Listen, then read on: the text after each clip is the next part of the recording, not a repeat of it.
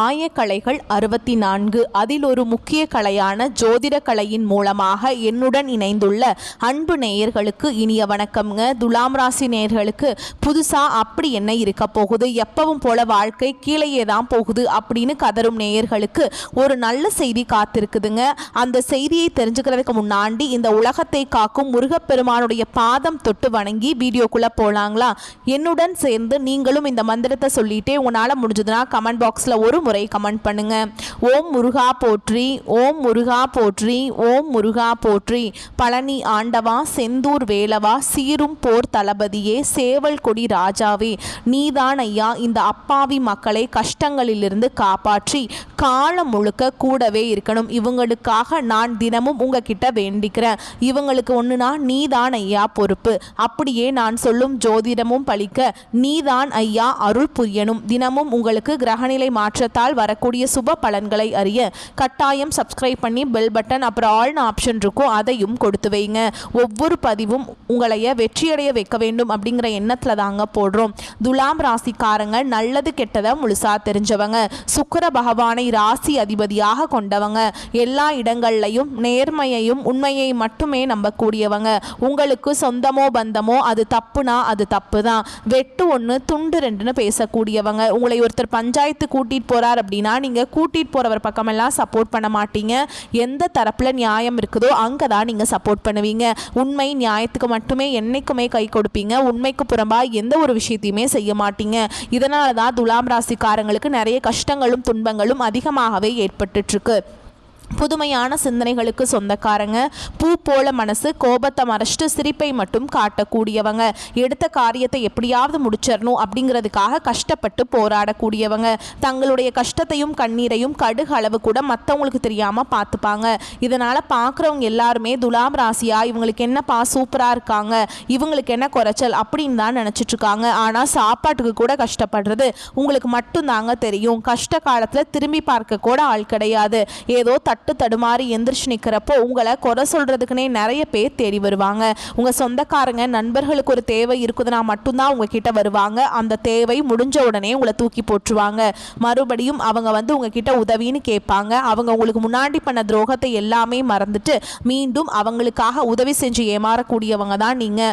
வாழ்க்கையில எப்படியாவது முன்னேறணும் அப்படிங்கிறதுக்காக தினம் தினம் கஷ்டப்பட்டு உழைக்கிறவங்க தான் துலாம் ராசிக்காரங்க. ஏன் எனக்கு மட்டும் ஏன் இவ்வளவு கஷ்டம் வருது, என்னோட வாழ்க்கையில நான் யாருக்குமே கெடுதலையோ கஷ்டத்தையோ துன்பத்தையோ கொடுத்ததில்லை, எனக்கு மட்டும் ஏன் இந்த மாதிரி எல்லாமே நடக்குது அப்படின்னு தான் பெரும்பாலான நபர்கள் சொல்லிட்டு இருக்கீங்க. துலாம் ராசிக்காரங்களுக்கு பிரச்சனைங்கிறது வரும், அது கொஞ்ச நாள் இருக்கும், அதுக்கப்புறம் அந்த பிரச்சனை போயிடும். இந்த மாதிரி பிரச்சனை வரும் போகும் அப்படிங்கிற நிலைமையில் தான் நிறைய நபர்கள் வாழ்ந்துட்டு இருக்கீங்க. நீங்க என்னதான் பிரச்சனையை தவிர்த்தாலும் ஏதாவது ஒரு சூழல்ல உங்களை நோக்கி பிரச்சனையும் கஷ்டமும் வந்துக்கிட்டு தாங்க இருக்கு. கடந்த காலகட்டங்களில் தங்களுடைய வாழ்க்கையில நீங்க நல்லது நடக்க போகுதுன்னு நினைச்சிட்டு இருந்திருப்பீங்க.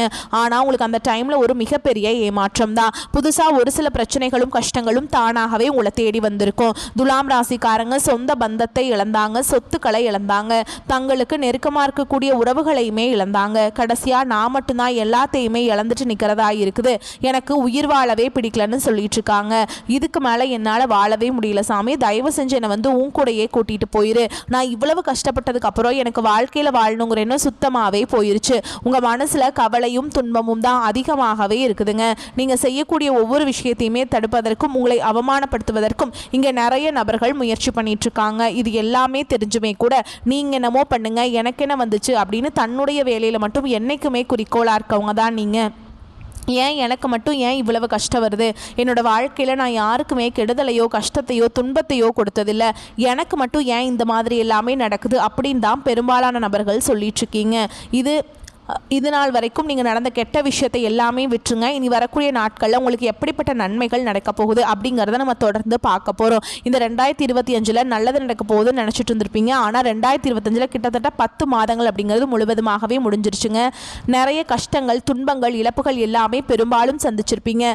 மீதி இருக்கக்கூடிய 2 மாதங்கள் எங்கள் வாழ்க்கையில் எப்படி இருக்குது சாமி அப்படின்னு தான் நிறைய நபர்கள் கேட்குறீங்க. அதாவது பார்த்தீங்கன்னா இந்த 2025 கடைசி 2 மாதங்களும் 2026 முதல் 4 மாதங்களும் இந்த இடைப்பட்ட 6 மாத காலகட்டம் அப்படிங்கிறது உங்களுக்கு நல்ல ஒரு முன்னேற்றத்தை தரக்கூடிய ஒரு காலகட்டமாகவே பார்க்கப்படுது. இந்த இடைப்பட்ட 6 மாத காலகட்டங்கள் உங்களுக்கு சனியுடைய வக்ர பெயர்ச்சியும், குருவுடைய வக்ர பெயர்ச்சியும், சூரிய பெயர்ச்சியும், சுக்கிர பெயர்ச்சியும், 5 கிரகங்களுடைய ராஜ கிரகங்களுடைய ஒன்றிணைவு எல்லாமே இருக்கிறதுனால உங்களுக்கு கடந்த காலகட்டங்களில் உங்கள் வாழ்க்கையில் நீங்கள் எதையெல்லாமே இழந்துட்டு கஷ்டப்பட்டு வருத்தப்பட்டு இருக்கீங்களோ அது அனைத்தும் பெறக்கூடிய ஒரு காலகட்டமாகவே பார்க்கப்படுது. முதலாவதாக பார்த்தீங்கன்னா சனியுடைய வக்ர பயிற்சி அப்படின்னா என்ன நிறைய பேர் கேட்பீங்க. இத்தனை நாட்களாக மைனஸாக மட்டுமே செயல்பட்டு கொண்டிருந்த சனி பகவான் இனி வரக்கூடிய ஒரு 6 மாத காலகட்டங்களுக்கு உங்களுக்கு முழுவதுமாகவே பிளஸ்ஸாக மட்டுமே செயல்பட போறார். இதன் மூலமாக கடந்த காலகட்டங்களில் உங்கள் வாழ்க்கையில் நீங்கள் எதையெல்லாமே இழந்துட்டு கஷ்டப்பட்டு வருத்தப்பட்டு இருக்கீங்களோ அது அனைத்தும் பெறக்கூடிய ஒரு காலகட்டமாகவே பார்க்கப்படுது.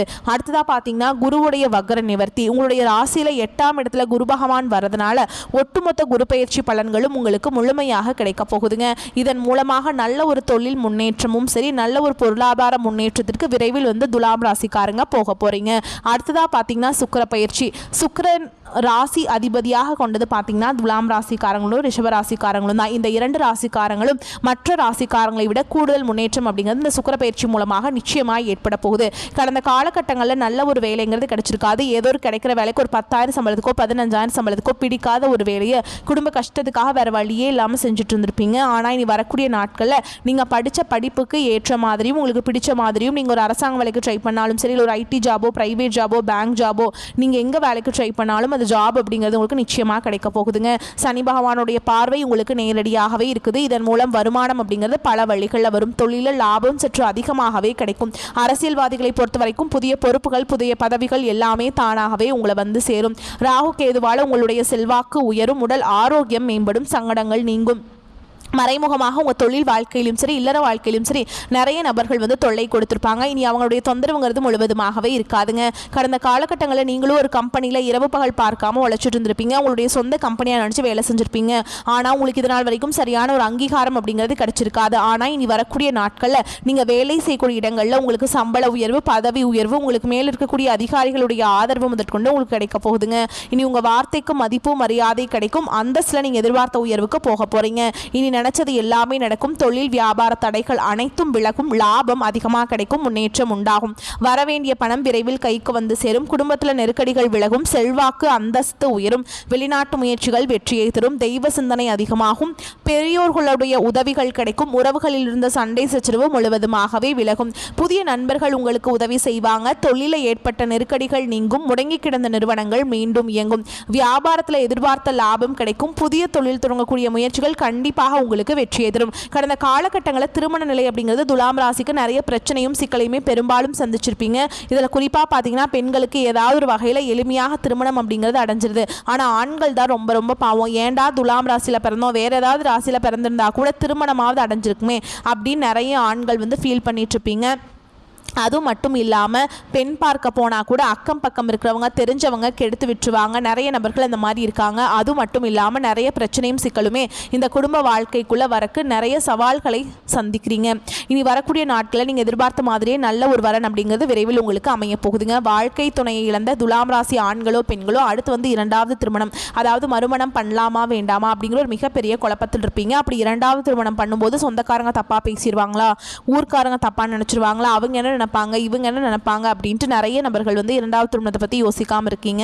இப்போ இருக்கக்கூடிய பொருளாதார சூழலும் இப்போ இருக்கக்கூடிய காலகட்டத்தையும் வச்சு பார்க்கும்போது ஒரு சிங்கிள் பேரண்டால் இந்த சொசைட்டியில் சர்வே பண்ணுறது ரொம்ப ரொம்ப கஷ்டங்க.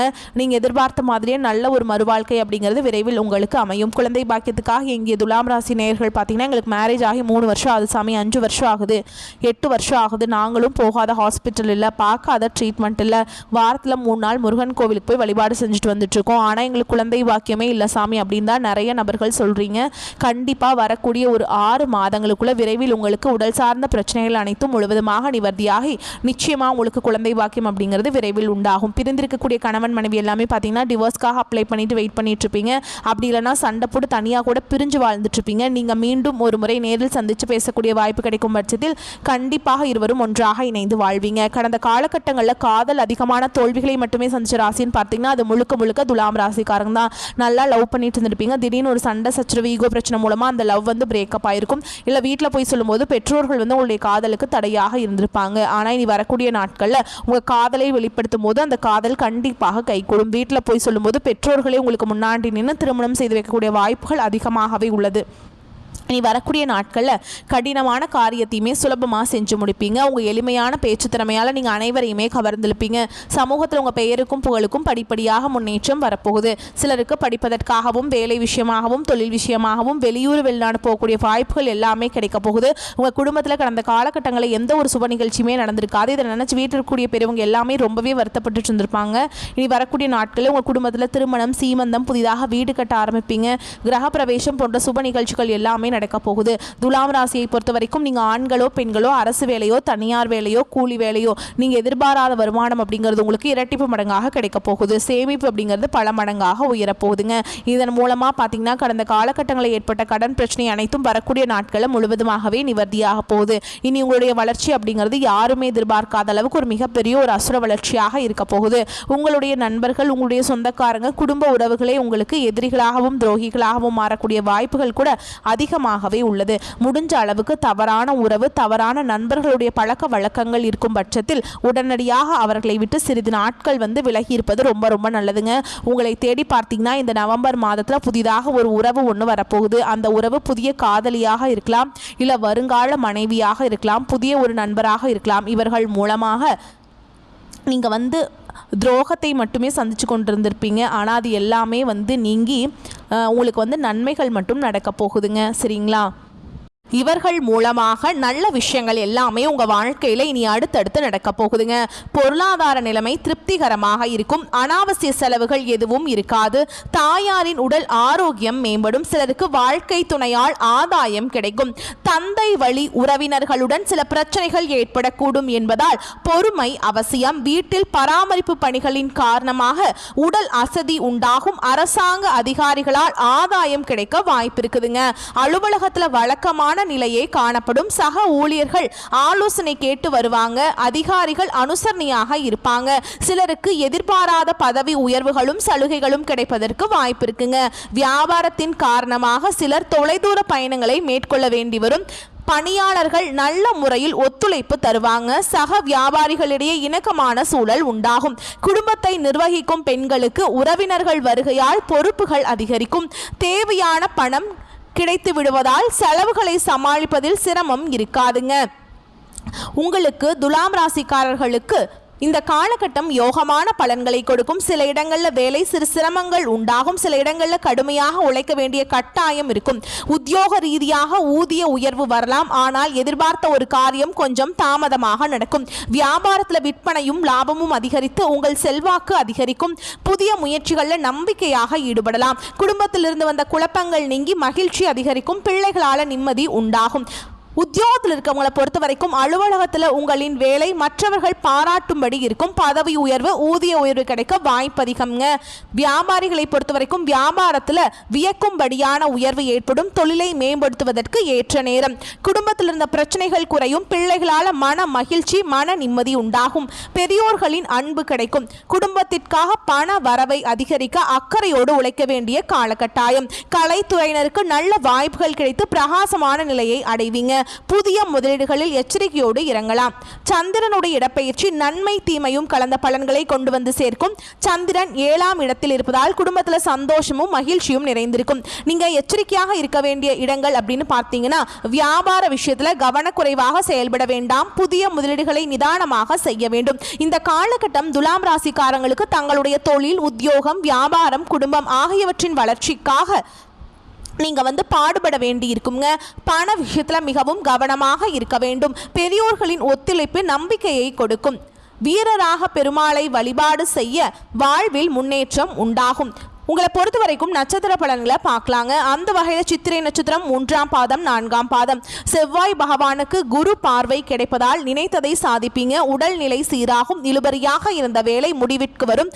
தொழில முன்னேற்றம் உண்டாகும். பண நெருக்கடி நீங்கும். அனைத்திலும் பொறுமை காப்பது நன்மையை தரும். அடுத்ததா சுவாதி நட்சத்திரம். உங்களை பொறுத்த வரைக்கும் பூர்வீக சொத்தில் எதிர்பாராத பிரச்சனைகளை உண்டாக்குவார். குடும்பத்தில் நெருக்கடியை அதிகரிப்பாங்க. எடுக்கும் வேலைகளை இழுபறியாக்குவார். லாப கேதுவால் தொழில லாபம் உண்டாகும். பணப்புழக்கம் அதிகரிக்கும். அடுத்ததா விசாக நட்சத்திரம் 1ஆம் பாதம் 2ஆம் பாதம் 3ஆம் பாதம். உங்களை பொறுத்த வரைக்கும் குரு உத்தியோகத்துல நெருக்கடியை ஏற்படுத்துவார். அவருடைய பார்வைகளால் உடல்நிலை சீராகும். எதிர்ப்புகள் விலகும். செல்வாக்கும் அந்தஸ்தும் உயரும். எடுக்கும் வேலைகளை வெற்றியா முடிச்சிருவீங்க. குடும்பத்துல நிம்மதி உண்டாகும். உங்களை பொறுத்த வரைக்கும் அதிர்ஷ்டமான எண்கள்னு பார்த்தோம்னா 4, 6ங்க. நீங்க வழிபாடு செய்ய வேண்டிய தெய்வம் பெருமாள். புதன்கிழமைகள்ல பெருமாள் ஆலயத்துக்கு சென்று துளசி மாலை அணிவித்து வழிபாடு செஞ்சுட்டு வந்தீங்க அப்படின்னா உங்களுக்கு பொருளாதார நெருக்கடிகள் விலகும். மேலும் உங்களை பொறுத்த வரைக்கும் இன்னொரு பரிகாரம் இருக்குங்க. தினமும் காலையில குளிச்சு முடிச்சுட்டு வீட்டு பூஜை அறையில தீபம் ஏற்றி நான் சொல்ற மந்திரத்தை தினமும் 18 முறை சொல்லி வாங்க. ஓகேங்களா? களத்திரத்தின் மேன்மைதனை மேதினிக்கு உளத்திரத்தால் உணர்த்தியதில் உயிர் பெருக்கி மலர்கொடியால் ஆசி பெற்ற காவியனே வளம் பெறவே அருள் செய்வாய் போற்றி போற்றி. இந்த மந்திரத்தை சொல்லிட்டு அன்றாட வேலைகளை தொடங்கி பாருங்க. நன்மைகளை கொண்டு முடியும். வரக்கூடிய வாய்ப்புகளை மட்டும் கரெக்டாக பயன்படுத்திக்கோங்க. இந்த வீடியோ பதிவு உங்களுக்கு பிடிச்சிருந்ததுன்னா வீடியோக்கு ஒரு லைக் பண்ணுங்கள். நம்ம சேனலை சப்ஸ்கிரைப் பண்ணிக்கோங்க. மேலும் பிடிச்சிருந்தா ஃப்ரெண்ட்ஸ் அண்ட் ஃபேமிலிக்கு ஷேர் பண்ணுங்கள். வாழ்த்துக்கள். வாழ்க வளமோடு நலமோடு. நன்றி, வணக்கம்.